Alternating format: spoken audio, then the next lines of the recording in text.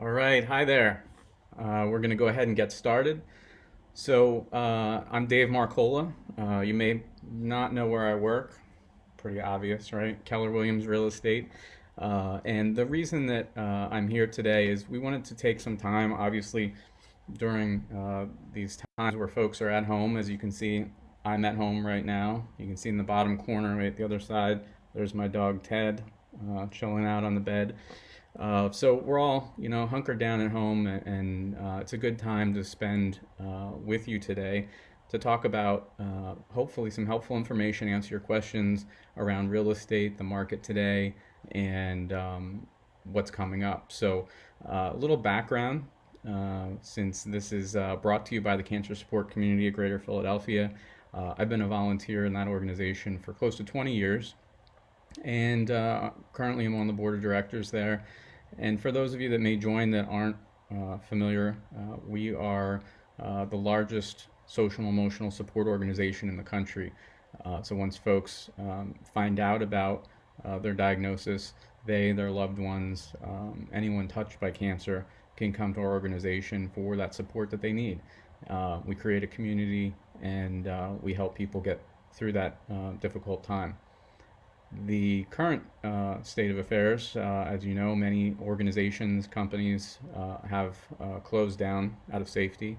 And I'm proud to say that Cancer Support Community Greater Philadelphia is one of the few, if any, across the country that are still operating, and operating completely virtually, so for everyone's safety. So if you would like to learn more or potentially make a donation, certainly you can do so at www.cscgp,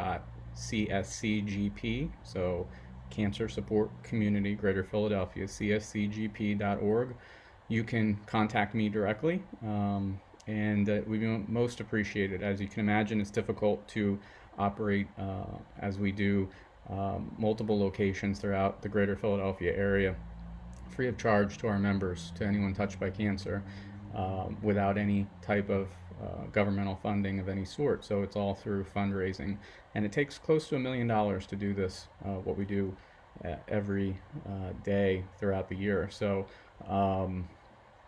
really appreciate any support you can offer. So why don't we jump into the real estate topic?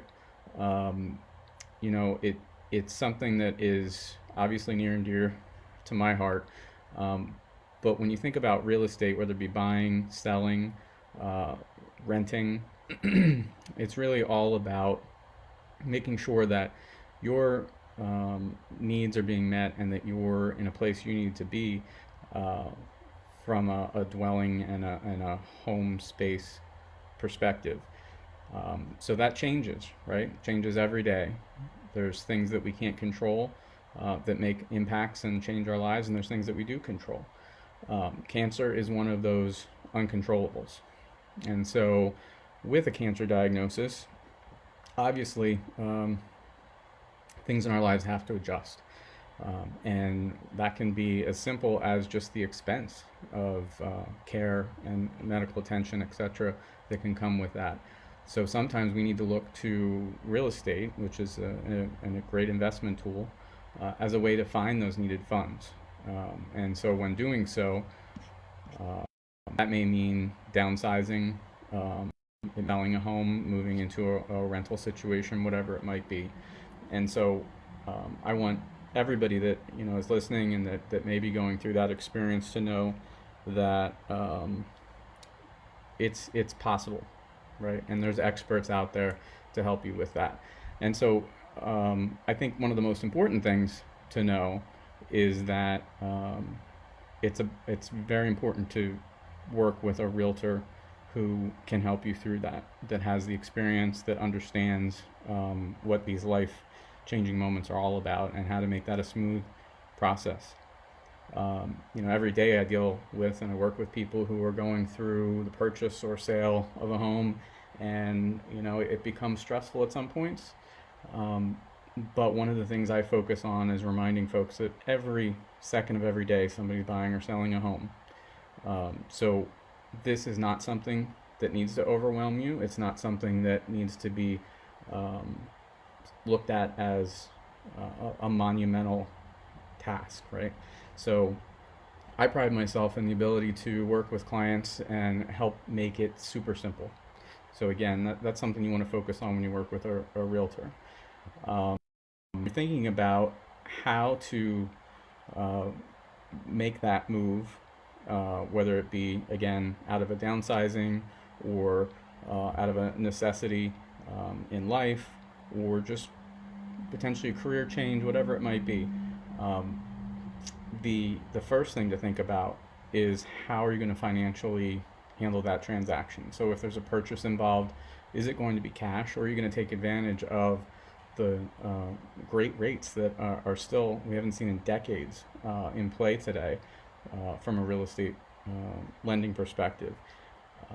I tell clients even that have cash that are going to purchase, if you can qualify and you're open to it, I would recommend getting a mortgage, because you look at mortgage rates today of 3% to 4%, depending on the particular person's credit score and home and location and all that good stuff. That's pretty unheard of, and there's a chance that we'll see the rates drop a little bit more here in the near future.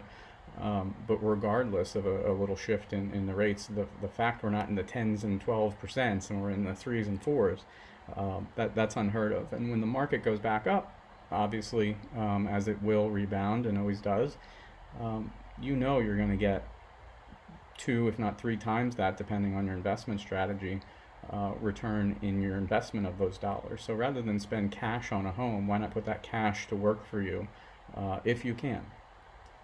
Okay, so now it's going to vary again based on your situation. If you're a little bit older, let's say, and you're at the time of retirement or beyond, then you're not necessarily looking to invest in the long term in the market, and so it may be a situation where you want to put those funds to work for you in the purchase of real estate, which again will traditionally over time has proven can be a good investment strategy because there's less of that fluctuation of the market. So if you're looking for something that's going to probably hold strong for a shorter term, real estate can be great for that.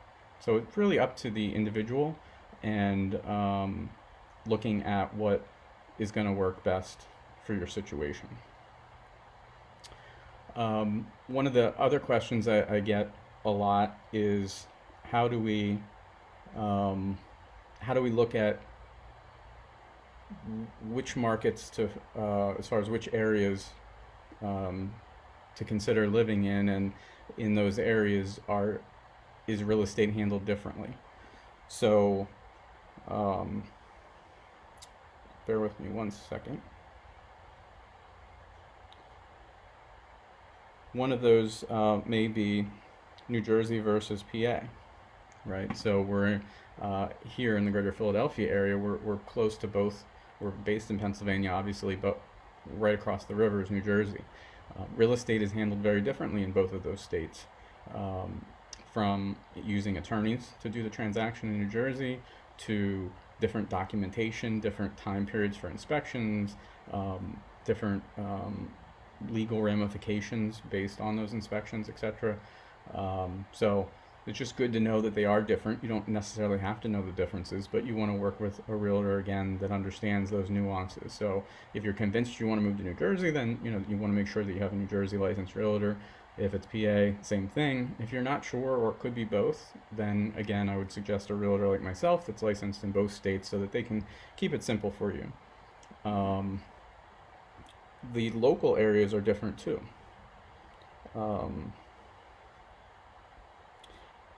Each township has its own requirements. So there are townships that will require you to certify if you're in a rural area, your septic system, your well, fire safety, how many smoke detectors, carbon monoxide detectors, fire extinguishers are in the home. There are townships that will come out and do a full inspection, like an inspector, of the home and the exterior, checking for any safety concerns whatsoever, and they will require that those be repaired or corrected before you can get a certificate of occupancy, which means that even if you close on the home without that certificate of occupancy, the buyer can't move in. So, in most cases, that won't be able to move forward. So there's also townships that have none of those things. They don't get involved with any type of certifications. So again, it's important to understand that you can look right within the local township, town, community, wherever city public website for you can search by transfer real estate, or you can contact them and ask those questions, but make sure you or your realtor obviously knows that, because that's going to be a part of the process. And then within those specific certifications and requirements, it will vary as to who is responsible for those particular aspects of the transaction. Some of those requirements are on the seller. Typically the certificate of occupancy, making sure that things are certified, will be on the seller. Here in New Jersey, often the buyer, if there's a well, the buyer is responsible for getting the well tested, but the seller is responsible for getting the septic tested. So there's those local nuances, and it's all part of the process. And again, not rocket science, shouldn't be earth-shattering or stressful. You just want to make sure you're educated on that. Let's see.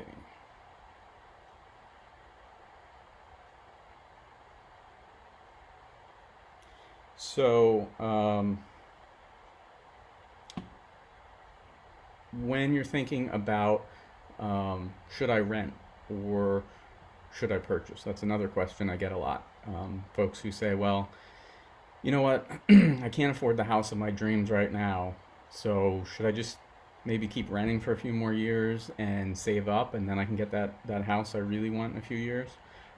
Almost always, my advice is going to be um, think about ownership versus renting as an investment. So with a rental, obviously, you're paying monthly for the right to be in someone else's space, and the owner of that space is benefiting, right? They're keeping your money. You're never going to see that back. Um, so when you own, that same amount of money roughly is going to your mortgage, right? Um, and potentially um, the a good chunk of that's going towards your principal. So you're paying down what you owe that bank. So you're technically getting that money back, right? Because now you're going to owe less to the bank when you sell, and then that's all profit. Um, so between those two questions, obviously the most important thing, or the best thing to do, would be to own real estate versus renting. But now you say, well, but I can't afford that dream home. All I can afford is this condo or townhouse. Um, does that make sense? Well, again, you may be renting a condo or townhouse. Um, why not own one for a few years if you can qualify for that? Take advantage of these great rates and stop giving your landlord money that you're never going to see again. So my high level answer is always, don't worry about trying to find your dream home today. Worry about doing the right thing for you and your bank account and your future. And I always say invest in real estate, because I wish I had. The first condo that I ever rented was offered to me to purchase, and I was young at the time and thought, oh, I don't want to get tied down. I don't know where I'm going to be, so I didn't. Right? A few years later, maybe 8 years later, um, that condo is worth twice what it was for sale for. Um, so I wish I would have purchased it, right? Because what you can do is you can purchase that condo or townhouse today. 3 years from now, you want to go get your dream house somewhere else or down the street or whatever. You can either sell that condo or townhouse, or what I would recommend is hopefully you're in a position where it's going to be able to rent very quickly, rent for more than your mortgage payment.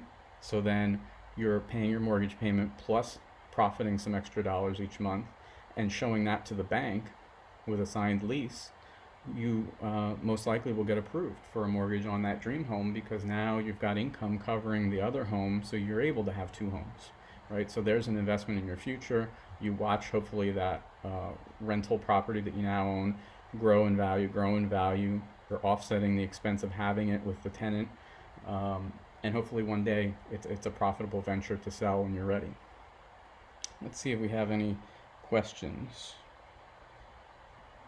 All right.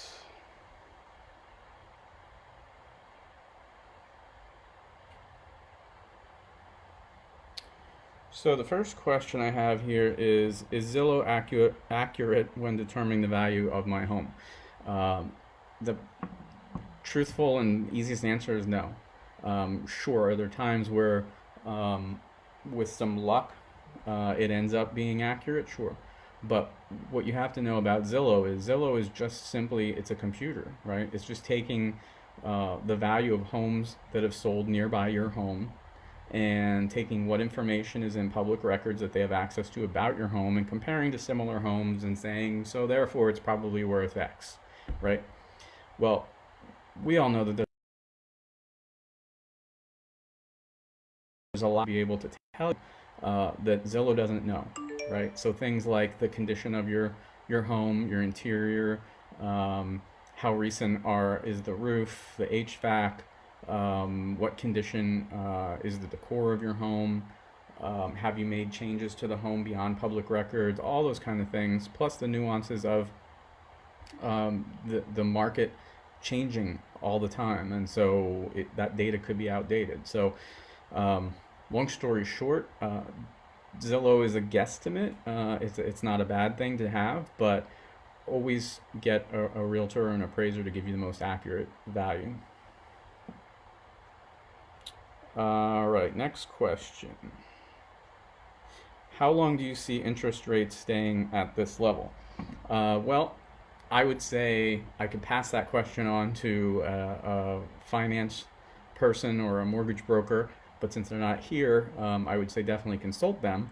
But in my experience, I would say that we're probably in a good place right now for a little while, partially because of the virus. When you think about the market, and we hear all the time on the news, how's the Dow doing, the S&P, the economy, the main things that drive the economy, they look at jobs, so jobs reports, farming, manufacturing, and housing. And so the government and the Fed and everybody that keeps the economy going and makes sure that we don't have any type of a hopefully recession or depression or collapse, they know that housing is important to that. So in order to keep people buying and selling and keep the housing market strong, these things get adjusted, like borrowing rates, to make it more and more easy for people to buy homes. So I think because we're in a bit of an emergency situation here, we'll see that continue to be offered as a very viable way for people to afford to be able to purchase. So I think we've got hopefully the rest of the year, we'll see. And again, as I said earlier, it could go a little bit lower yet. So time will tell, we shall see. Next question. Are there any programs available for people to help with funding FHA versus other types of loans? Yes, definitely. So again, this is why you want to make sure you also have a good lender by your side. I often say start with your realtor because they have experience, right? We're all closing deals, purchases and sales almost every day. So we've been dealing with every type of bank and broker that you can think of for the financing of those deals. So we can give you feedback and guide you on our experience with those folks if you don't already have somebody selected.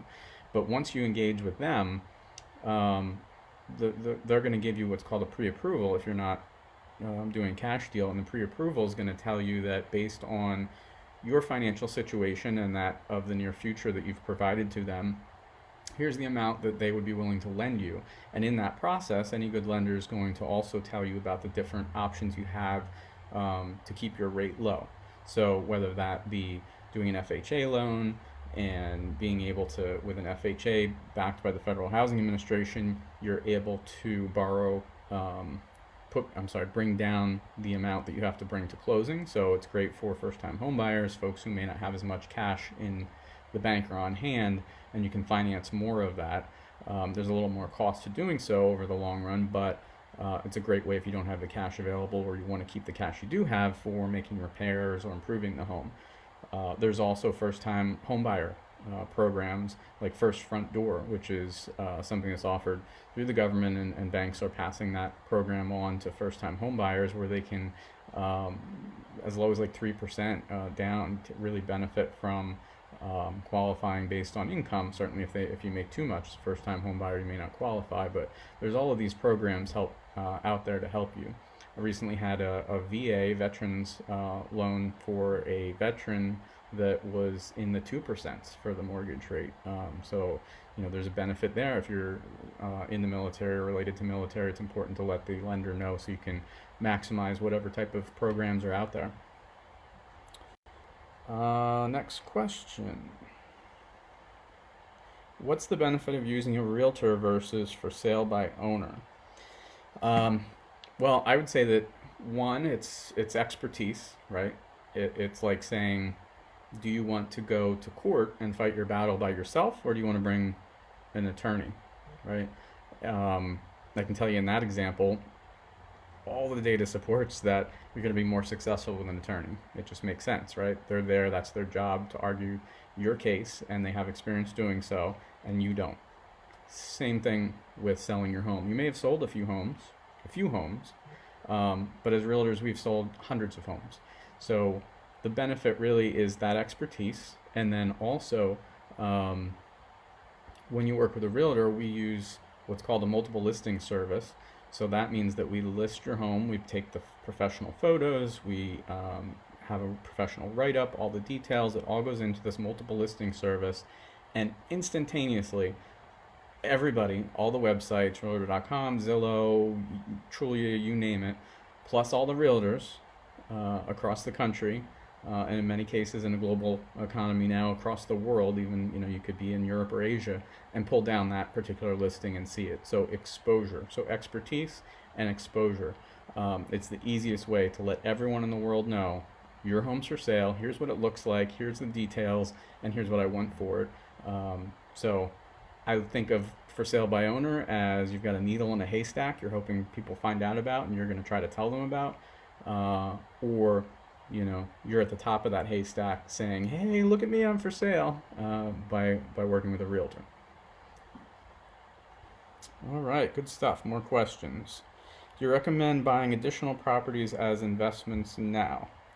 Yes, I always recommend investing in real estate. When you look at some of the, well, no, I would say I think it's been proven that all of the wealthiest people, not that we all are hoping to become the wealthiest people in America, but relatively speaking, those who have been successful have invested heavily in real estate.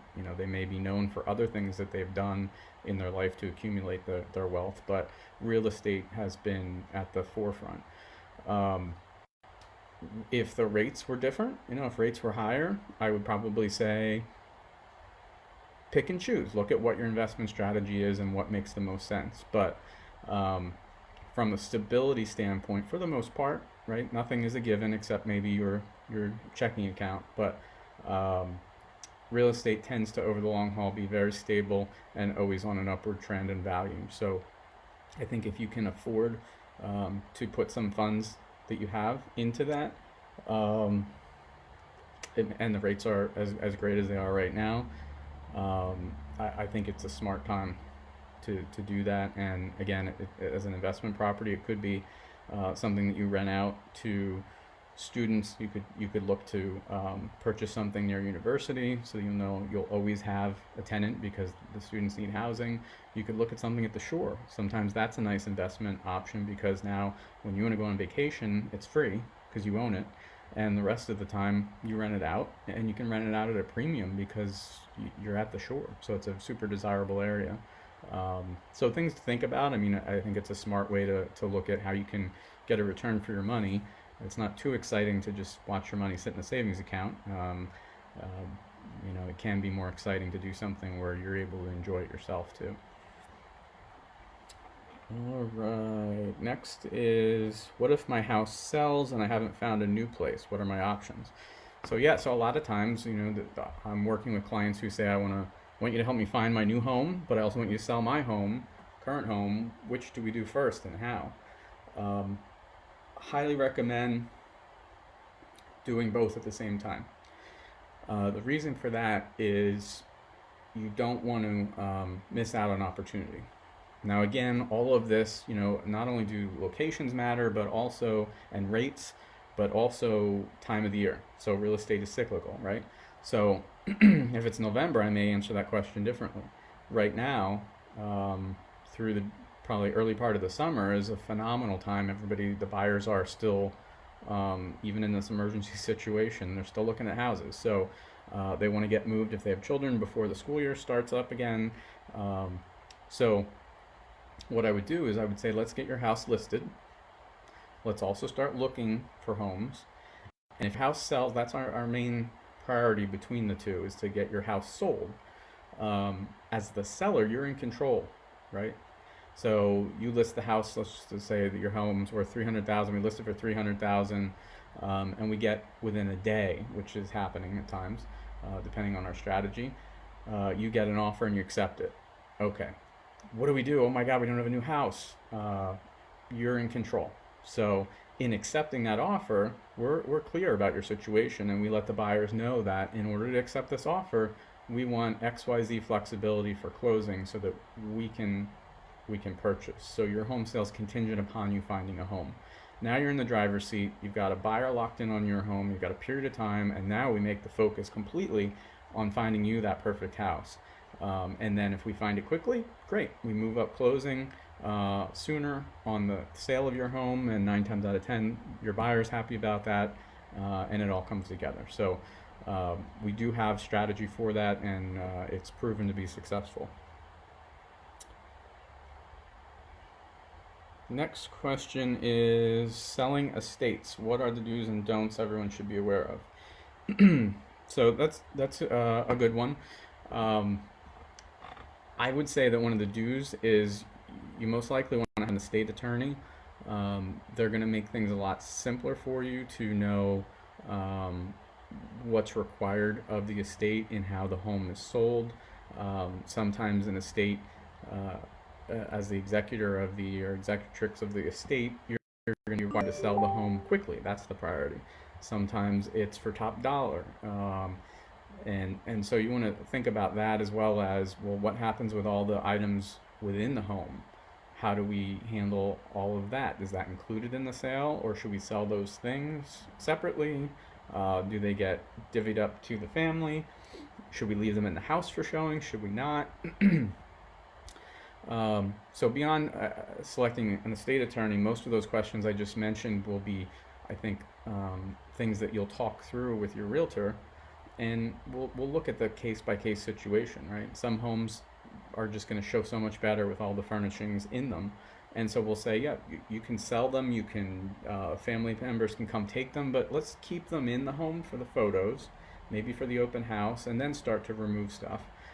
So that folks can see not only the home empty when they come through to see it, but also what it looked like furnished. Other times we'll say, well, you know what, we all kind of agree the furnishings are dated. You can't really see the house for the beauty that it is because of all of this stuff in here. Let's start getting that out before we go on the market. So again, it's kind of a case by case situation. When you have an estate sale, you don't typically have knowledge. The people who lived in the home have passed away, so you don't have knowledge of everything about the house. So you, as the executor executrix, don't have to complete a seller's disclosure because you don't have the information needed to do so. So a lot of times that means you don't know when the roof was installed, how old the heater is, how old the air conditioning is, and almost anything. So oftentimes we'll also recommend that you list the home as is. So as is just means that you can get inspections and back out as a buyer if you don't like what you find, but we're not going to negotiate. So you can take it as is right away. You can do your inspections and make a decision, but that helps the estate also know that there's just one set number that's going to be the profit here, because we're not going to go back and forth and reduce the sales price or offer credits. And typically when you do as is, you want to list the home for a little bit less than you would have gotten if it wasn't as is. That's, again, a individual situation call where you have to say, which is more important to me? Selling it quickly and at a set price that's a little bit lower and we get it done, or we want to stay out there and negotiate and try to get a higher price for the home. Again, all things that as a realtor we will work with you and talk about and come up with the best strategy that works for the estate. But for the most part, those are the nuances with an estate versus selling your own home. Next up, is it ever recommended to pay off your mortgage early if you're able to? So think about, I look at that as any type of financing, right? So a mortgage is just a loan. So many of us have had student loans in the past. I remember my student loans back when I had them were like 2%. It was the cheapest loan of any loan I had at the time, credit card, car loan. So it was the last one that got paid off. I made my monthly payments, but I didn't rush to pay it off just so I could say, oh, I'm student loan debt free, because you always want to extend the credit and keep paying on anything that has ridiculously low interest rates, right? So if you're able to, if you have a mortgage currently and the rate's high, if it's 5, 6, 7% or more, refinance it. If you're not going anywhere, you're not moving, get into a much lower mortgage rate versus paying it off, get into the 3% or whatever it might be, and hold on to that, because that's a really great rate compared to any of your other debt, right? And compared to what you could do with that money if you invested it in the market. If you're currently at a 3%, let's say, or 4% rate, and you're not going to be able to really save much by refinancing, same answer. If your other debt is at a higher rate, or you don't have other debt, and you have money that you could pay off the mortgage, I would put that money to work for you instead, getting a higher interest return in investments in normal market times, of course, over paying off that mortgage that's only at 3%. So, for the most part, I wouldn't pay off the mortgage early unless it's your highest rate loan and you want to eliminate debt. What projects are worth doing or not before putting your house on the market? So hopefully, you from time to time watch HGTV like I do, or This Old House, or any of those kind of programs. Not only are they entertaining, but they're also very educational, and what you'll find there is true to form. I think we all always hear kitchens and bathrooms, kitchens and bathrooms. When you think about that, think about the other rooms in the home: living room, dining room, den, bedroom. They're for the most part all just four-walled rooms. And what makes the room come to life is the furnishings you put into it. Maybe removing wallpaper if you have it, but otherwise they're just rooms, right? But a kitchen has all kinds of fixtures and counters and appliances, and the same with bathrooms. All kinds of fixtures, showers, tile, tub, sink, vanity, all of these things. Those are things that can make the difference. You're not going to bring in your own furnishings from your private collection to furnish your kitchen or bathrooms. They're actual fixtures. So those are the things that I recommend when you look at what are things to do on your home. And the other would be curb appeal, right? Because we want the exterior of the home also to be inviting, not only for literally people pulling up to come see your home, but also for photos to get people to come out. It's over 90% now of home buyers have first found the home online before they come and check it out. So in order for us to leverage those high quality photos, we have to be taking pictures of something exciting, right? So put the time into making sure the walkway up to the front door and the front door itself look great.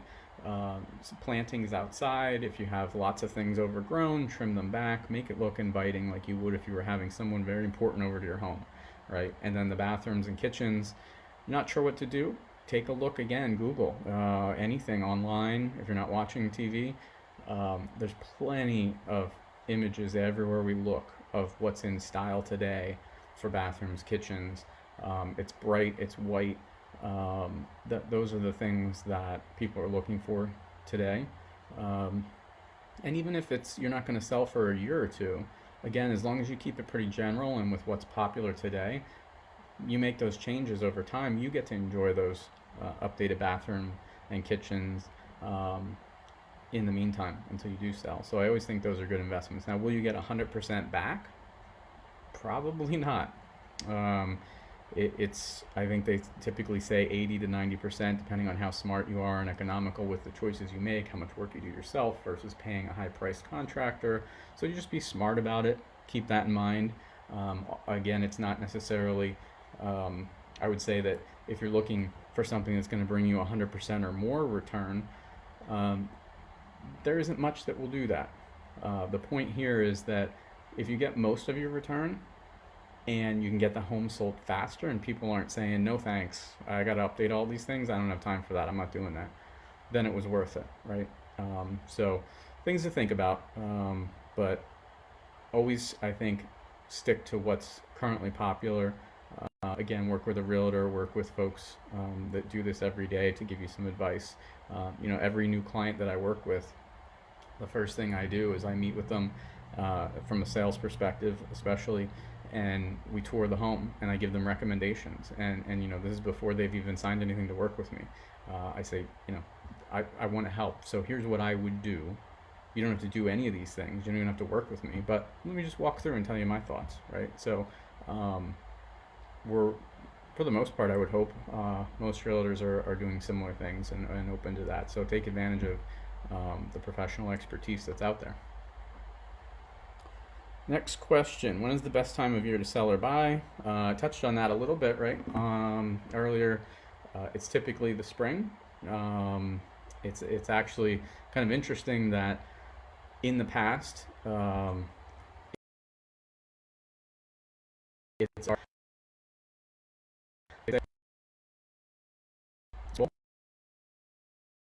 year kind of kick off. And that's typically been, I think sometimes March, right? And now that kicked off early February, right? And at the same time, we also had a mild winter in this area and warm weather. So in this particular area, that season started very early. We started the spring season in February. Um, and again, it's mostly driven by uh, folks who want to get their home purchased or sold and all that stuff done in time to go enjoy the summer a bit and definitely not impact back to school. So, can you market October, November? Absolutely. I personally sold homes at that time, my own homes.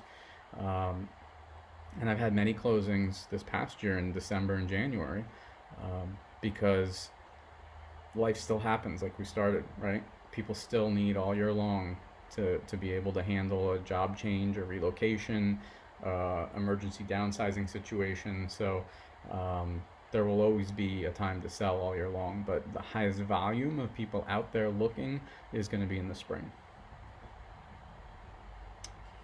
Can I use money gifted to me for a down payment? Um, Again, great question for our mortgage folks. But yes, you can. Absolutely. So gifting is a great option, especially you see it a lot with first-time home buyers with parents that want to help. Younger buyers that have a lot of college debt or whatever it might be may not have the funds available and may need assistance.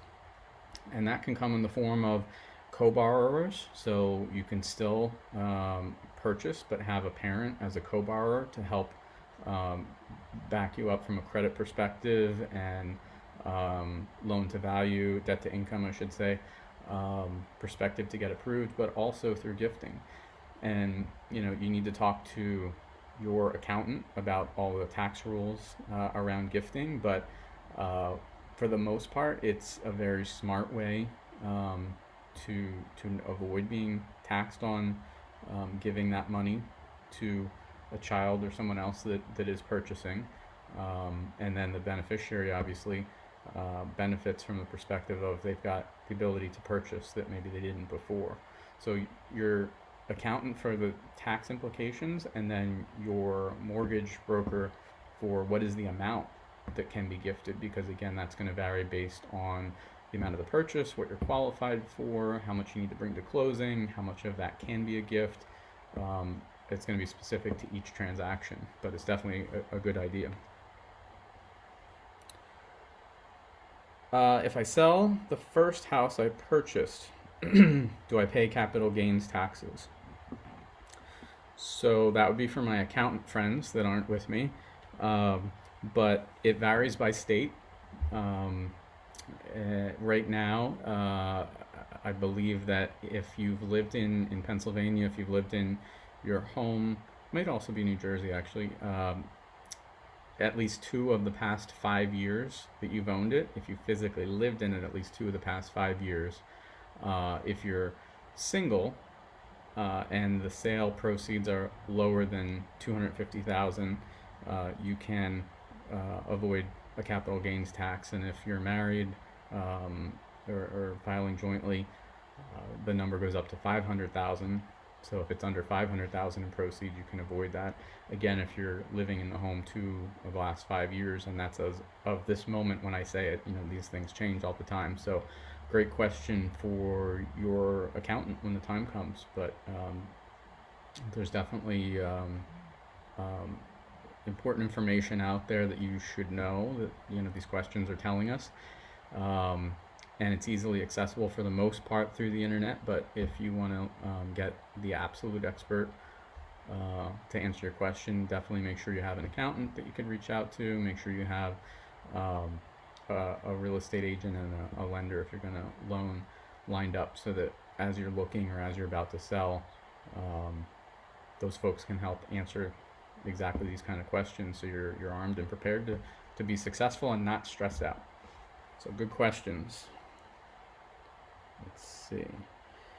So looks like the last question I have, unless anyone else wants to send me some more questions, is do you help with marketing? So I assume obviously that means helping with the marketing of the sale of your home. Absolute commission that is paid to the selling agent, the listing agent, the marketing fee. So when you think about it, that's exactly what we're doing. You're hiring us uh, to market your home like it's a product for sale, and help attract buyers. So I tend to focus more and get more excited about listings, and I think that's because I have a bachelor's degree, a master's degree in marketing, and my past career worked in marketing and corporate environments. So for me, I love marketing. And so I always tell folks that I look at a house that needs to be sold as a new product that we're about to launch. So we're about to, as I said earlier, put this home that's for sale into the multiple listing service and have hundreds of thousands of people see it and know that it's for sale, right? So as the marketer, as the listing agent, I've got to know what are the best ways to accentuate all the positive about this home. Hopefully, you know, discourage and avoid any of the negatives, and really make it pop and stand out amongst hundreds of thousands of homes. So that's why I think it's important when you're going to list your home to work with someone that um, really gets that understands marketing, that understands the aspects, and especially in 2020, that is very comfortable working digitally. So what do I mean by that? I mean, um, in today's space, like I just said, all of the listing goes out to everywhere digitally. But beyond that, we have to stand out from the crowd and do things beyond. You don't run an ad in the newspaper anymore, right? People don't read the newspaper. So we can digitally promote that home and ads in things. I mean, I've done stuff depending on the value of the home and how unique. I've done stuff digitally in New York Times advertising, the Rob Report, um, you name it, where folks are going online to read these news articles nowadays. We can have an ad there. Facebook advertising, that's a great way to target our reach and say, what's unique about this home and who do we think might be interested in buying it, right? So once we know the who's the target market for your home, then we say, what do they look like? Meaning, where do they shop? What's important to them? Where do they work? What kind of things do they do for fun? All those kind of things. And when I can get a sense of that, what's called like a market segmentation for that client or that buyer that may be interested in the house, then I can use Facebook to put in specific things that are of interest to that particular buyer that have nothing to do with the house, but that I know that because they're interested in those things, my ad for this house will also pop up when they're looking at those kind of things. Um, Sort of like how sometimes we get freaked out that there's an ad for something on Facebook in your stream that you had just researched somewhere else, and you think, oh my gosh, how did that happen? It's big data. It's all of these companies that understand digital marketing are tracking the things we do, and while that might seem scary, I think it's actually kind of cool because you can use that data to help people find what they're looking for more effectively. And so that's what we do kind of in a reverse by saying, we think we know who wants to buy this home. Now we're going to use that big data to go find them and what they're looking at, and we're going to populate it and try to get your home sold faster. So, yeah, short answer would have been yes, a lot of marketing is offered up. But again, make sure you're working with a realtor who gets that. Not to disparage other realtors, but in Bucks County alone, just that county, there's over 2,000 realtors. So wherever you are, there's likely a lot of realtors to choose from, and we all operate a little bit differently. And so there are just as many me's out there as there are realtors who are still doing things like they would have done them 20 years ago. And that's again not what I would recommend. I don't know that that's going to be beneficial in 2020. So select the right realtor, and that's your first step. So let's see. I don't see any more questions. I'll give it another minute. See if any more come in. Thinking about whether or not, people say to me, well, do I need to do inspections? What do you think? This house is fairly new. Should I worry about it? I could save that $500 on inspections. I always recommend do the inspections. Even a brand new construction home, you'll find that there's things that got missed, and maybe critical. And you don't really want to move into that brand new construction home, and the first week you're in there, find out something wasn't done right, over $500 that it would have cost to have somebody walk through your home. So yes, my answer is typically get an inspection. It's smart. This is a big investment. This is a big deal, and then sometimes it can be life or death. So you want to make sure that you've got all your safety items checked and that you're going to be satisfied in this home for a bit.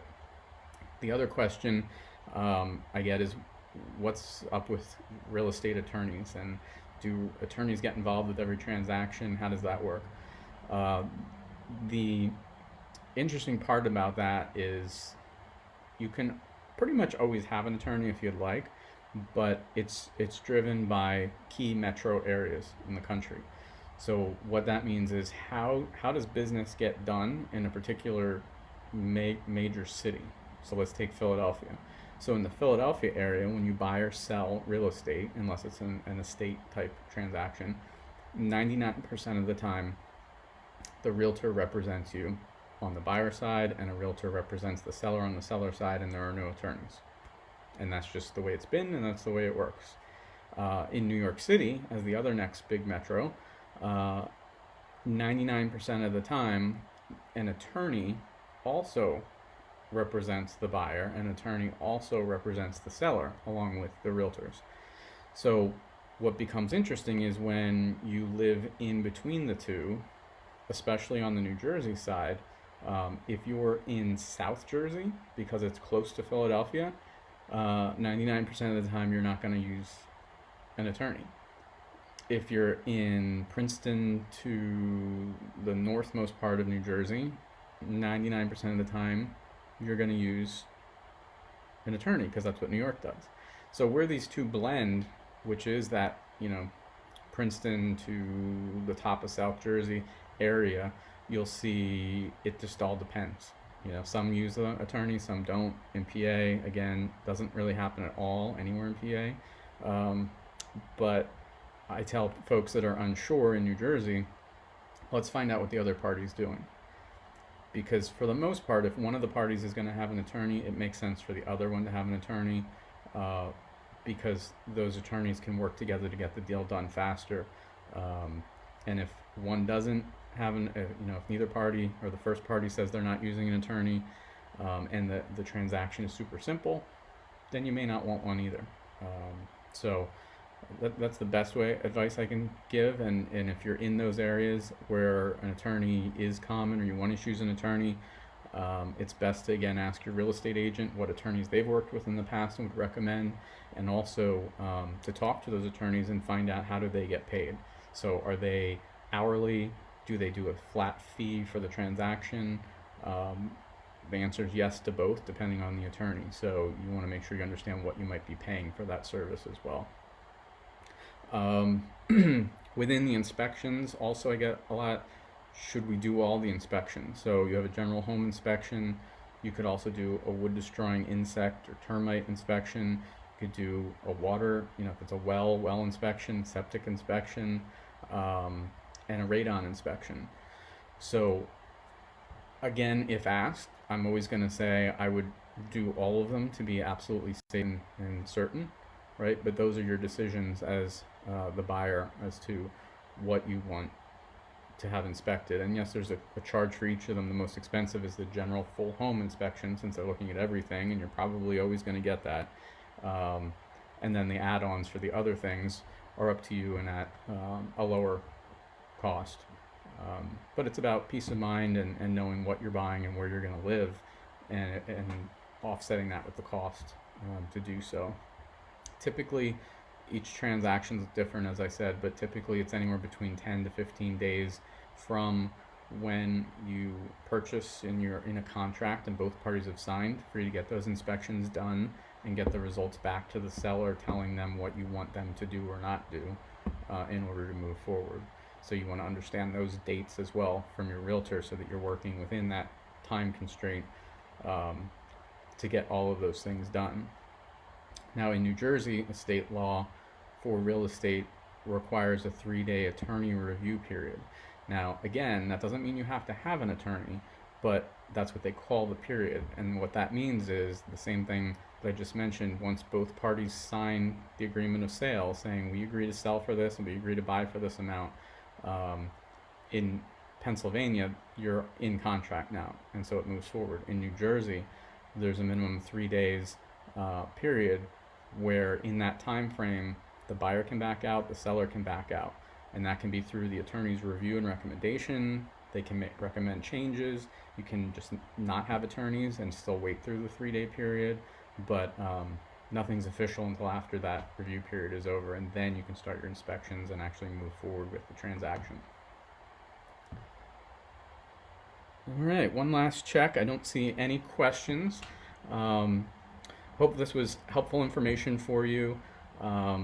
Again, I'm just going to give one last shout out to the cancer support community, Greater Philadelphia.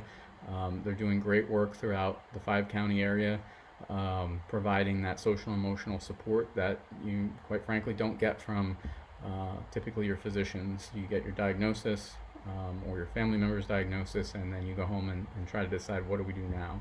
So reach out to the cancer support community, cscgp.org, and learn more, whether it be for yourself, family member, or because you'd like to volunteer, as I do, get involved in the support cause, or make a donation.